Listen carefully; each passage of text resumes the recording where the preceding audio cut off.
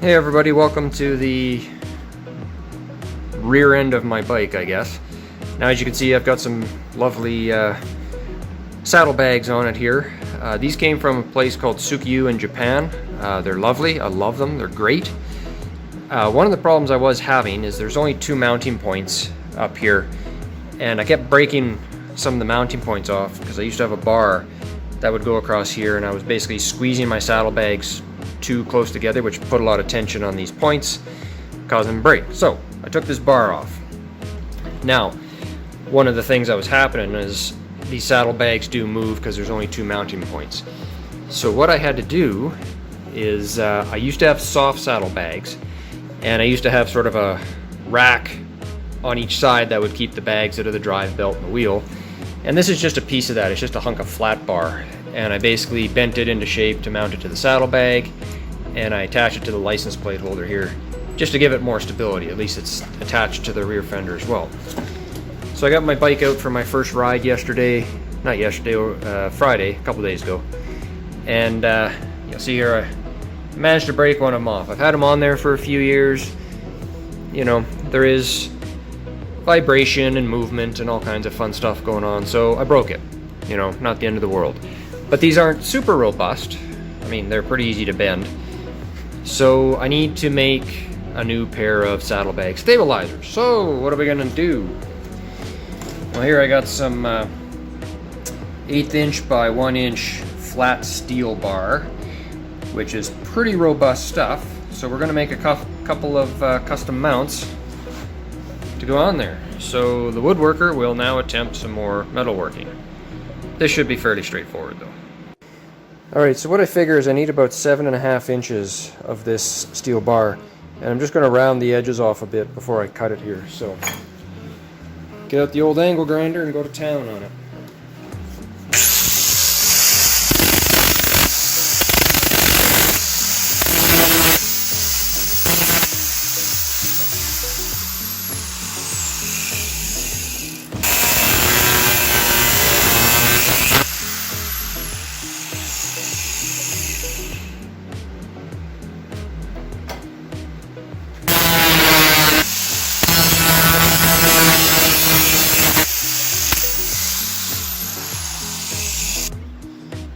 Alright, so I've got my 2 pieces here.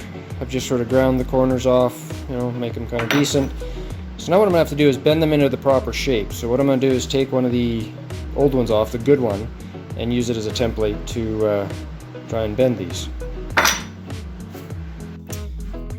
Alright, so what I've done here is I've just sort of measured, you know, where's this first bend going to be. Put a mark there, hopefully you can see that. Then tighten it down in the old vise.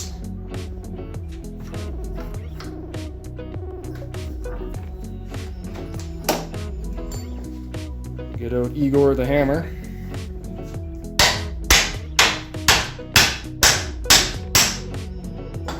Now, how far do I need to bend it?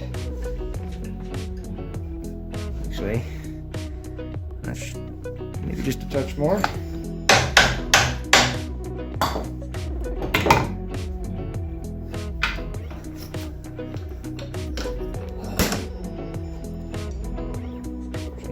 Which end I was looking at. So that's just about spot on. So we'll put another mark on it.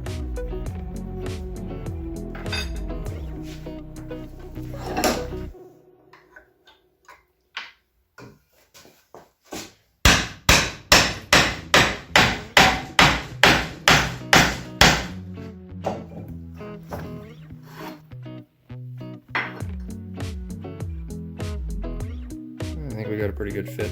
Probably have to trim this one end off, but I'd rather be too long than too short. Alright. Alright, so what I did is I just held this bracket up to the saddlebag, and this is the part that goes on the saddlebag, the other part will go near the license plate. And just stuck my pencil through the hole, drew a mark, and I don't know how big that drill bit is. It's enough for that bolt. Looks like an 8.8 or something. Must be metric.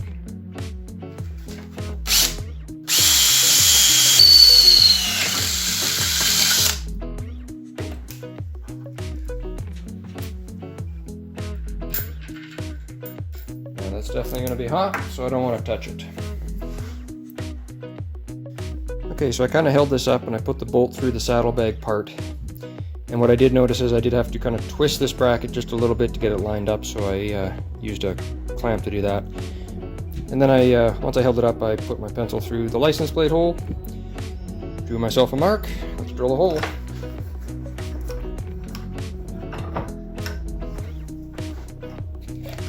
Now on a good note, I shouldn't have to cut this off because this will just extend behind the license plate a bit.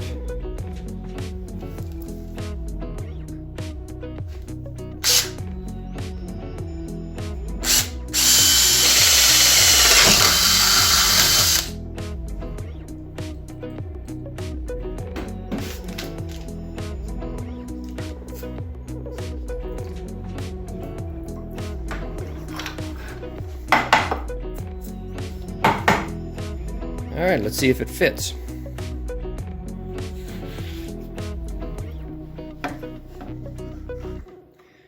So I do have the bolt sticking through the saddlebag on that side, and the hole lines up, so now I just got to do the other side. Same method, shouldn't be too hard. Alright, so I've got my two custom-made brackets here. They're not precisely the same bend, because I kind of custom bent them for each side, and that probably just suggests that my saddlebags are not perfectly on there straight, because I did mount them myself, so imagine that.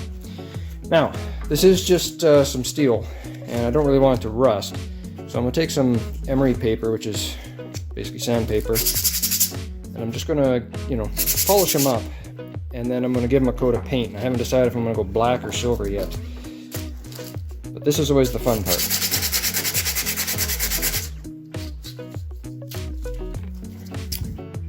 So I don't know if you can kind of see what I'm doing there. I'm getting sort of this, I don't know what you call it, the rough, the slag, the whatever.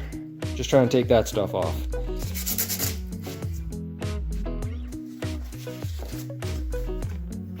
Okay, so after a few minutes with the old emery cloth here, you can see I've got the one kind of shined up a bit. It's nice and smooth, so hopefully it'll accept paint a little better. I'll give it a nice wipe down, and then I'll figure what I'm going to do with the paint. Still got to sand the other one though.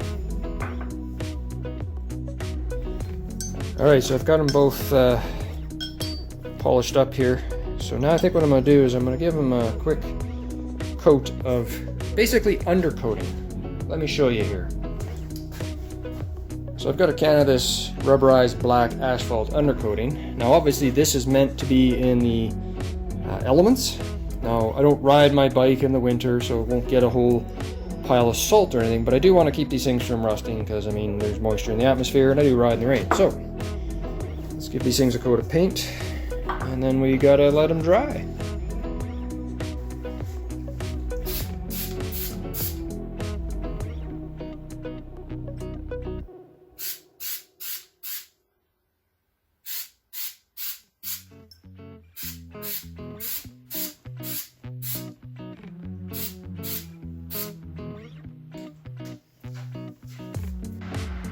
Well, I guess this is the most opportune time to work on my bike and get those saddlebag brackets on, because I am not gonna be riding in the next couple days.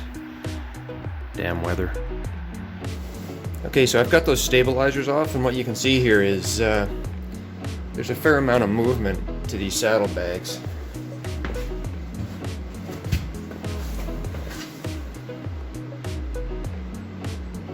Hopefully that shows up. So now what we're going to do is we're going to have a look at what we created yesterday and get these things attached, and hopefully everything will be good. Alright, so I've got my brackets here.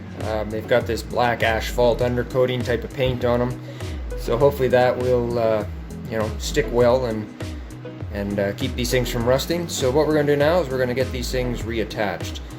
Shouldn't be a big undertaking. Let's get her done.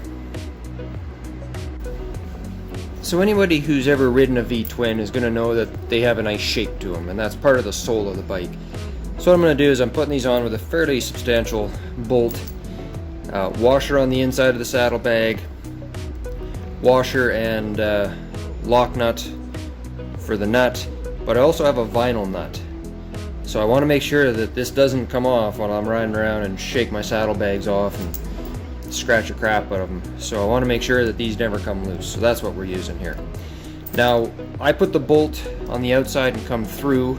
That's just, there's less exposure. Any leftover bolt hanging out isn't there to catch or scratch anything. So that's what we're going to do here.